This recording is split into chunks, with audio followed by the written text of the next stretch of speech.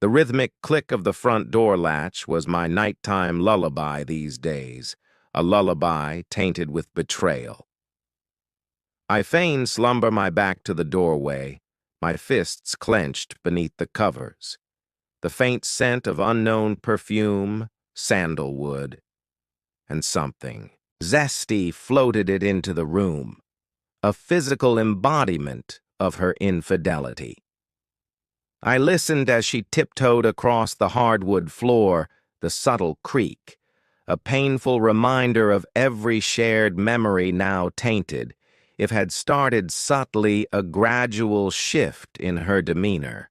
Less eye contact, more time spent on her phone, a vague air of distraction that clung to her like the cheap perfume she'd take to wearing. I'd initially dismissed it as work stress, the press of her demanding marketing job. But the gut feeling that growing unease persisted. Then came the late nights, the flimsy excuses, the whispers behind closed doors when she thought I was out of earshot. Today the ritual was the same, the faint click of her shoes hitting the floor, the rustle of her garments. As she slipped out of her dress, the silent sigh as she sank onto the bed next me.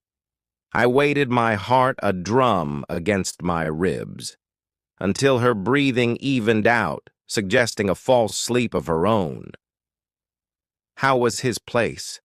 I muttered, my voice a hoarse echo. In the darkness, the silence that followed was dense with tension. Suddenly, a sharp intake of breath, she froze rigid, beside me. Slowly, she turned her face, illuminated by the faint glow of the streetlight filtering through the curtains stripped. Of all color, her wide, scared eyes met mine. "David, She stammered, her voice barely a whisper. The name hit me like a punch to the gut. David, her colleague, the one she'd been working late with, the pieces clicked into place, forming a sickeningly clear picture, don't? I said, my voice flat and cold, devoid of any emotion she might have expected. Anger, hurt, pleading. None of it, just emptiness. Don't insult me with lies. The tears came, then hot and fast, accompanied by a torrent of apologies and justifications. It was a familiar script, one I'd heard countless times in my head preparing for this very moment. I listened, unmoved, letting her words wash over me, each one a further confirmation of my shattered reality. I didn't yell. I didn't rage. The betrayal was too deep for that. Instead, a cold, calculating resolve settled over me. I would make them pay. The next morning, I acted as if nothing had happened. I made breakfast, kissed her goodbye, and went to work. But while she was busy with her meetings, I was busy enacting my plan. I contacted a private investigator, a friend of a friend, and laid out my suspicions. He was discreet, efficient, and within a week, he delivered photos, videos, dates, times, locations, irrefutable proof of their affair. It was more than I had asked for, more than I needed, but it fueled the fire burning inside me. My target wasn't just Clara, my wife. It was David, too. He'd known I existed. He'd seen the pictures of us on her desk, the wedding band on her finger. He chose to ignore it all, to pursue her regardless. He deserved everything that was coming to him. David was a rising star in his company, a slick, ambitious executive with a carefully crafted image. I knew that image was his Achilles heel. I meticulously compiled the evidence, every photo, every video, every incriminating text message, and sent an anonymous package to his CEO, his wife, his parents, and even his church. I spared no one within days. David's world imploded. He was fired. His wife filed for divorce. His reputation was ruined. Beyond repair, he became a pariah, ostracized by his co-workers, scorned by his community.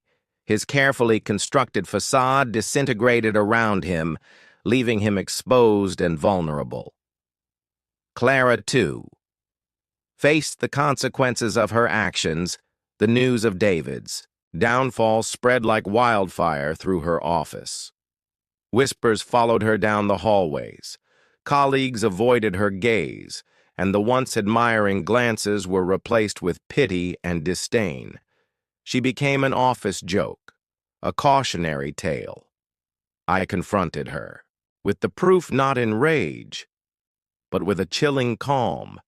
She confessed everything, begging for forgiveness, promising to change. But the damage was done.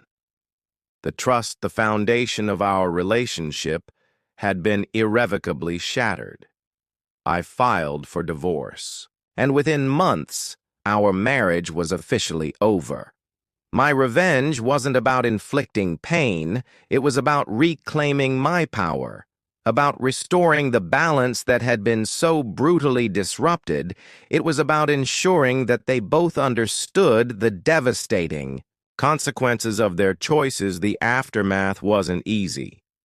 There were sleepless nights, moments of crippling doubt, and the lingering ache of what could have been. But amidst the pain, a strange sense of peace began to emerge. I had faced the darkest chapter of my life and emerged stronger, wiser, and with a newfound appreciation for honesty and integrity. I sold the house, severing all ties to the life we had built together.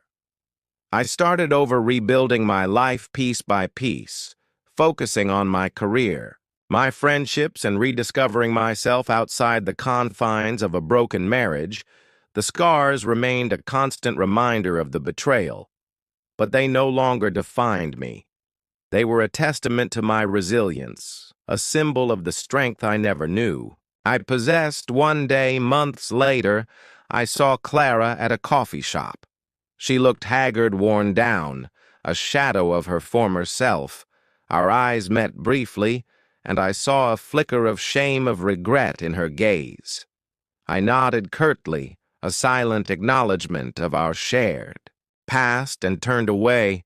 I didn't feel anger, nor did I feel pity. I felt nothing.